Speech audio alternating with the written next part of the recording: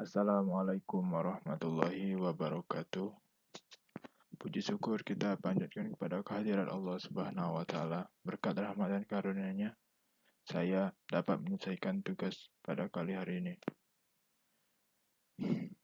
Yang terhormat Bapak Dr. Wirmi Eka Putra SMSI dan Ibu Restu Hanin Anissa SMAK sebagai dosen pengampu di mata kuliah perpajakan 2, serta teman-teman yang akan melihat video ini. Pada video ini saya akan menjelaskan tentang pajak penghasilan pasal 21.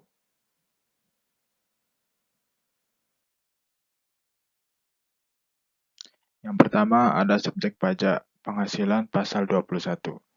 Subjek pajak penghasilan adalah segala sesuatu yang mempunyai potensi untuk memperoleh penghasilan dan menjadi sasaran untuk dikenakannya pajak penghasilan. Subjek pajak akan dikenakan pajak penghasilan apabila menerima atau memperoleh penghasilan sesuai peraturan yang berlaku.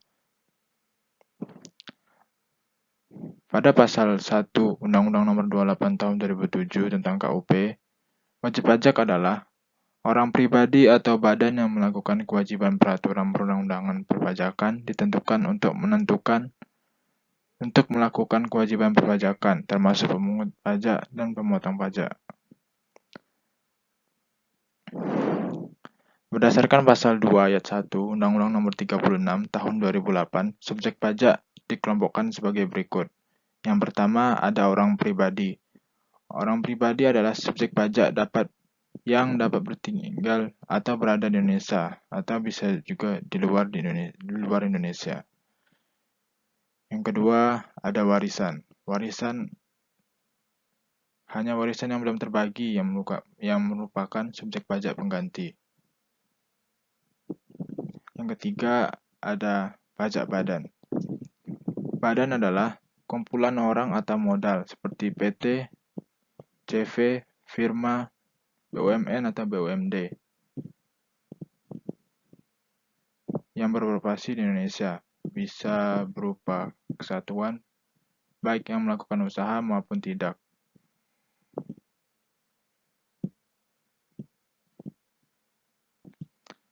Yang keempat ada bentuk usaha tetap atau BUT. BUT bisa berupa tempat kedudukan manajemen, cabang perusahaan, kantor perwakilan, dan juga bisa gedung kantor.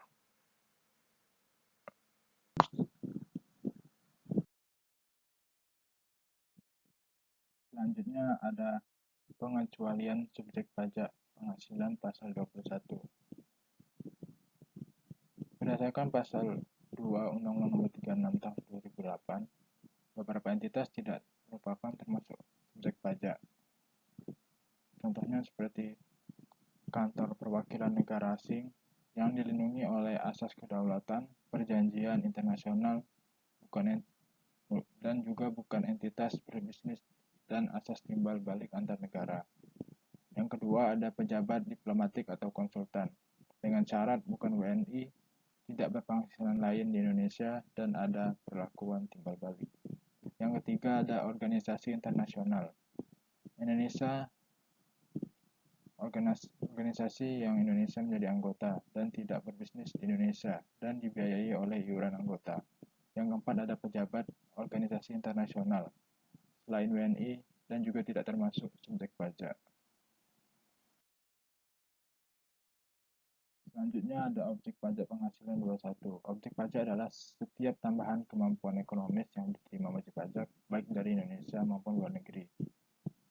Objek pajak bisa dari penghasilan dari pekerjaan dan usaha seperti gaji, honorarium, laba usaha, penghasilan, notaris ataupun akuntan atau jasa yang lainnya. Selanjutnya ada penghasilan dari modal seperti bunga, sewa, dividen, dan keuntungan pada saat penjualan aset. Yang ketiga ada penghasilan lain-lain atau seperti pembebasan utang, hadiah, dan penerimaan berkala seperti uang pensiunan.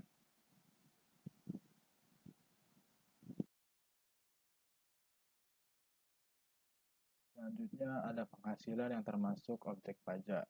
Yang pertama ada imbalan sehubungan dengan pekerjaan ataupun jasa seperti gaji, honorarium, ataupun bonus. Yang kedua ada hadiah dan penghargaan, yaitu penghasilan dari sebuah lomba ataupun prestasi. Yang ketiga adalah usaha, yaitu keuntungan dari kegiatan dagang, jasa, maupun produksi. Yang keempat ada keuntungan dari penjualan atau pengalihan harta, bisa non-intangible asset, bisa dan juga intangible asset. Yang kelima ada penerimaan berkala. Keenam, keuntungan selisih kurs. Ketujuh, premi asuransi. Dan yang kedelapan, penghasilan dari luar negeri.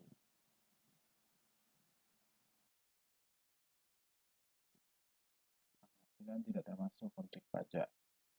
Yang pertama ada bantuan atau sumbangan, seperti bantuan bencana, hibah, ataupun dari badan keagamaan, pendidikan, dan sosial.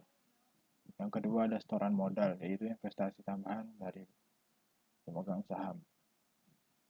Yang ketiga ada bagian laba dari CV firma persekutuan koperasi, atau contohnya seperti laba yang dibagi ke sekutu anggota koperasi. Yang keempat ada klaim asuransi tertentu, yaitu klaim asuransi kesehatan, kecelakaan, ataupun asuransi jiwa.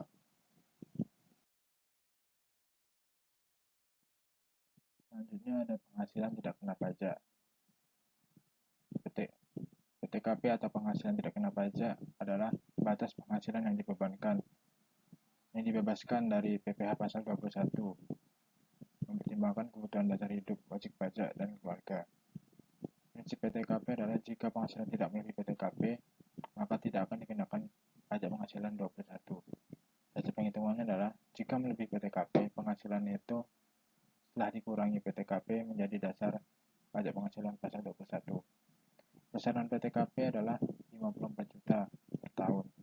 Untuk wajib pajak orang pribadi, tambahannya adalah 4.500.000 untuk yang menikah dan sedang memiliki tanggungan maksimal 3.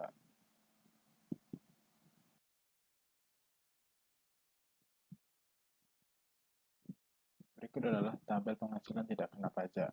Yang pertama ada seorang yang tidak kawin dan memiliki 0 tanggungan, memiliki PTKP tahunan sebesar 54 juta. Dan untuk PTKP bulanannya adalah 4.500.000 dan hariannya adalah Rp150.000. Yang kedua ada tidak kawin tapi memiliki 1 tanggungan sebesar PTKP tahunannya adalah 58.500.000,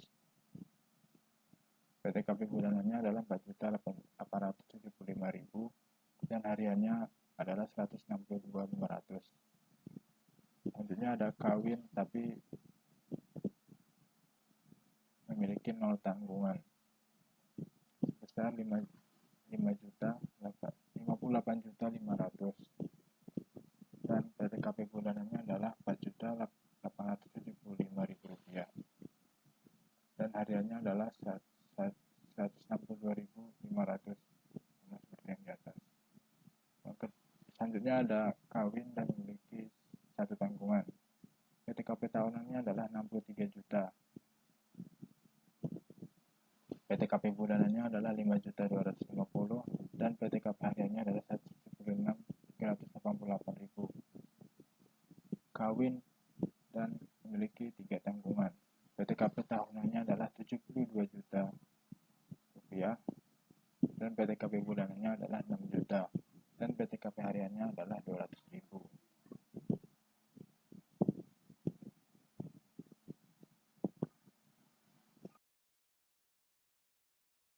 Selanjutnya ada mekanisme dan tarif pemotongan PPh pasal 21.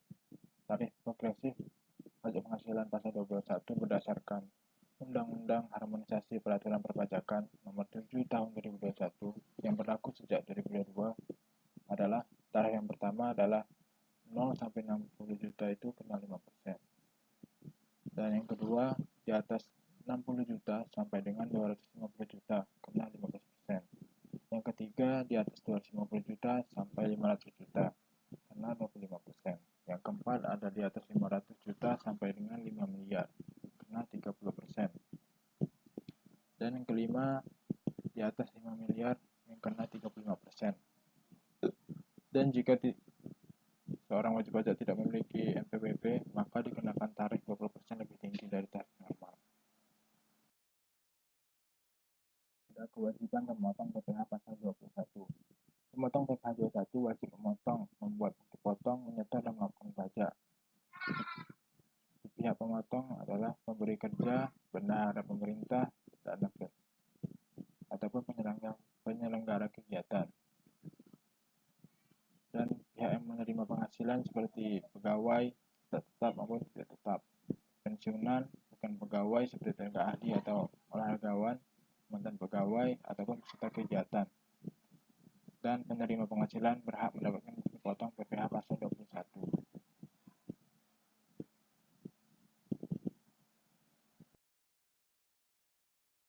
Sekian dari saya, mohon maaf